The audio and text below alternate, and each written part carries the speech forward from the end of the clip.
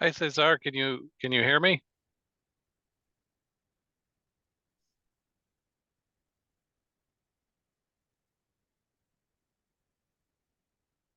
Yeah,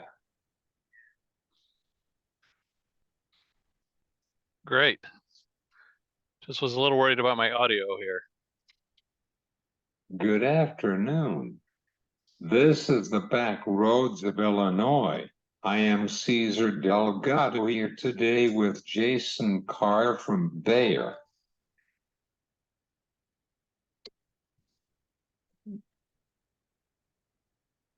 Hi Cesar, it's great to talk to you today.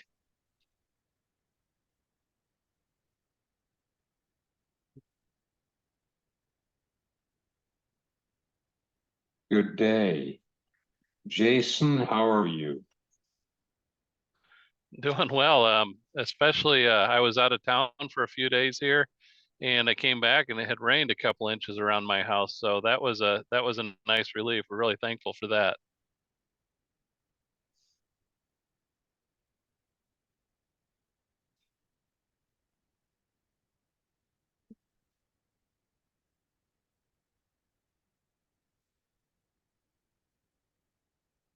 Could you explain to the audience about your job as a soybean technical product manager for Bayer? Sure, yeah, I'd be glad to do that. So my background is in breeding, in plant breeding and in genetics. And so I spent the first part of my career doing that. And now I'm in a little bit different role. I'm still doing a lot of those breeding things, going out and walking plots and evaluating things, looking at soybeans, the next generation of commercial products, looking at different diseases and how well they stand, looking at how just how the plants look. Are they neat? Are they kind of messy? Do you have some that are falling down in the row? Are they clean? Are they not clean? And then, of course, the yield is important. Looking at the yield on a lot of plots, determining which ones are the best ones. So that would be a lot like a plant breeder, and then bringing those to our partners that we have out there that are looking for specific products that fit their needs that they have.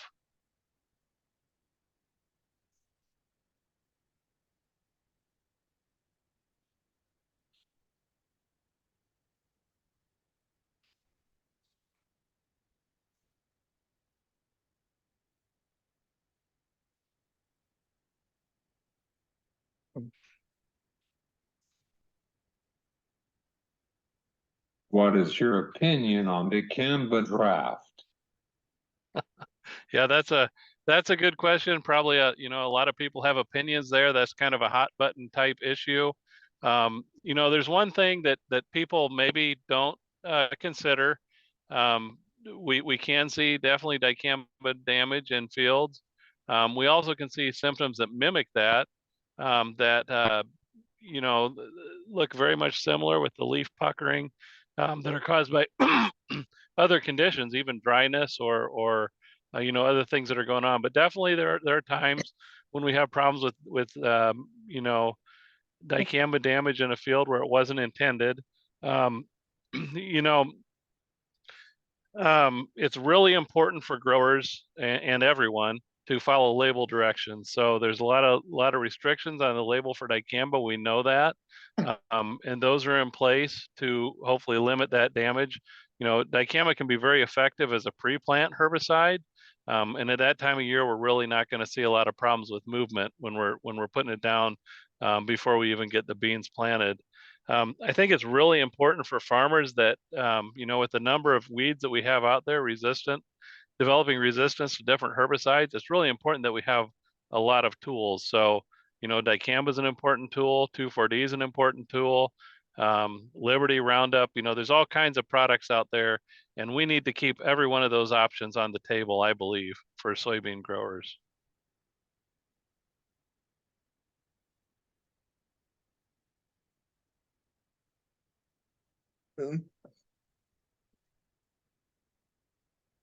Yeah, it is pretty important for the farmers.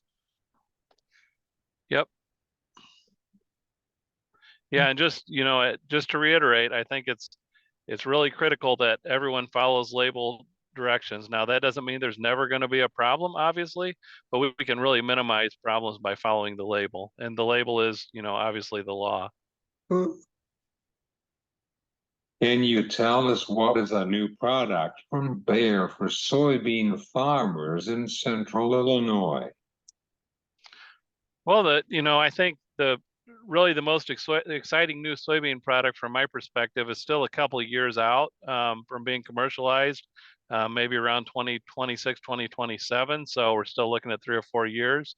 But that's our HT4 soybeans. So it'll take our existing XtendFlex soybeans that have industry leading genetics there, and add in 2,4-D and also mesotrione resistance. So it's really going to give a lot of options to farmers. They can really use any of the existing herbicides on soybeans. And then, sometimes I think it gets overlooked a little bit in the discussion about this product, but mesotrione is a very, very good herbicide that is used in corn.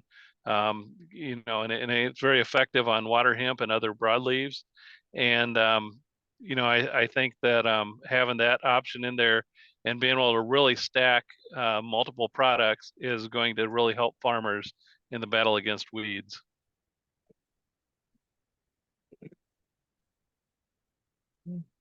Finally, what is your opinion for this planting season for our soybean farmers? Yeah, obviously, the planting season was it was an interesting season. It went it went well. A lot of beans got in the ground in a really timely manner.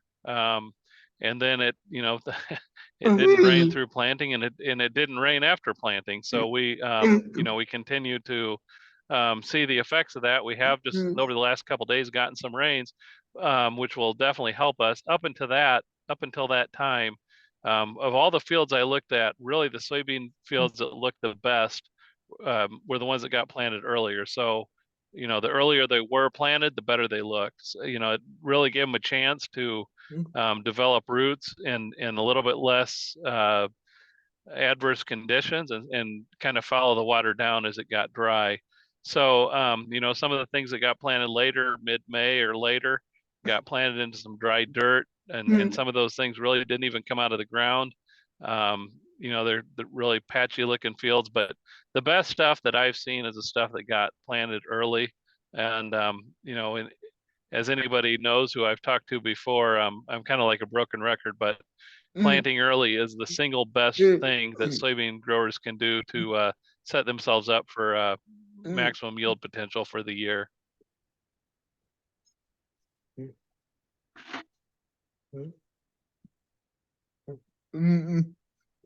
Thanks, Jason, for coming over for my podcast. Is there anything would you like to talk to the audience from this podcast about agronomy or weeds control for this year?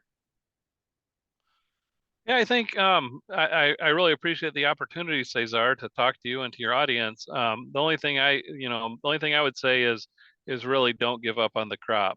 It's been a rough month and a half to start the season.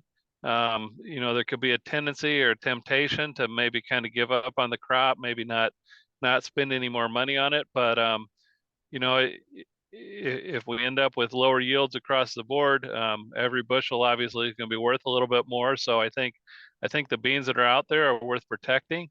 I think we don't want to give up on weed control. With this recent rains, we're probably going to have weeds popping out of the ground, and the soybeans aren't canopied. So I would really encourage anyone listening to not give up on the crop, and to continue to see it through to the end.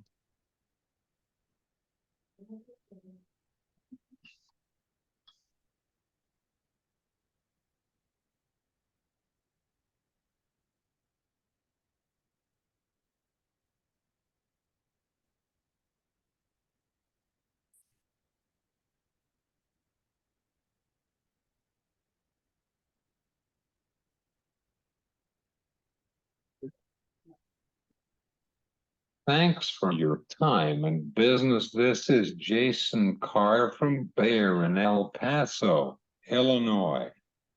You've been listening to Back Roads of Illinois. I am Cesar Delgado. Have a great weekend.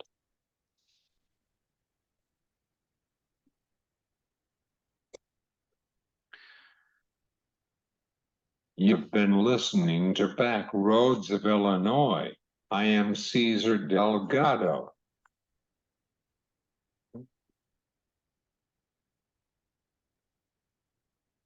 Thanks again.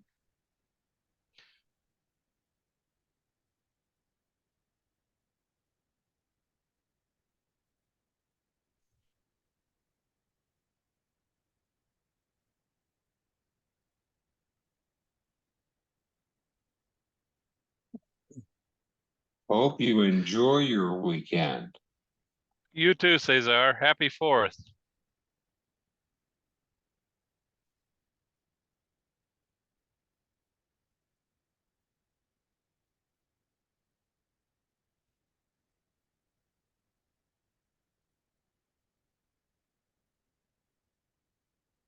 Thanks.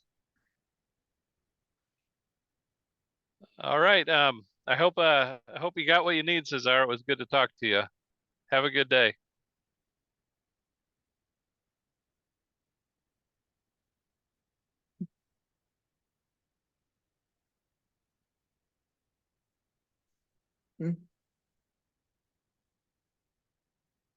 Good one.